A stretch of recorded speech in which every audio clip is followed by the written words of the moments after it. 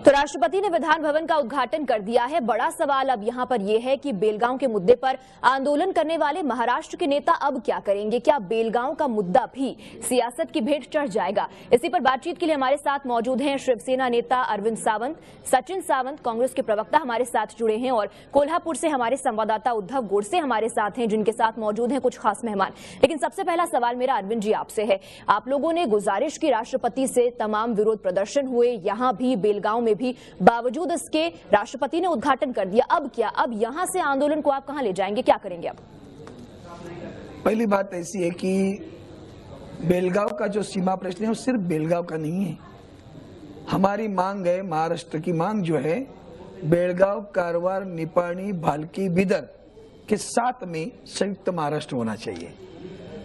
इसका इतिहास थोड़ा जानकारी आपको होनी चाहिए पहली, कि जब भाषावार प्रांत रचना को जी इस देश की संविधान ने मान लिया, उसको लेकर खास करके महाराष्ट्र के पहले गुजरात और महाराष्ट्र मिलकर एक राज्य था। इतिहास पर और मांग पर तमाम बैठकें और बातचीत और बहस हो चुकी है। आज जो यथास्थिति है उस पर बात करते हैं। अब आप लोग यहाँ से क्या करेंगे? क्या देखो, एक तरफ कोर्ट में आज जो स्थिति थी ये है कि एक तरफ हम लोग कहते हैं लोकतंत्र है, जनतंत्र है। अब जनतंत्र की जब बात आती है तो जिस ढंग से पिछले 8-10 सालों से ये लड़ाई चल रही है वो जनतंत्र को लेकर चल रही है, कोर्ट के माध्यम से चल रही है।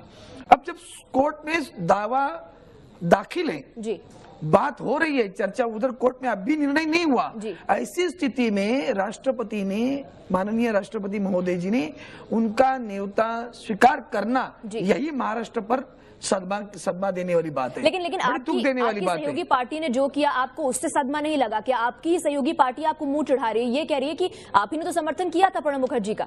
वो बात देखो, इसको उसको एक साथ नहीं कर सकते।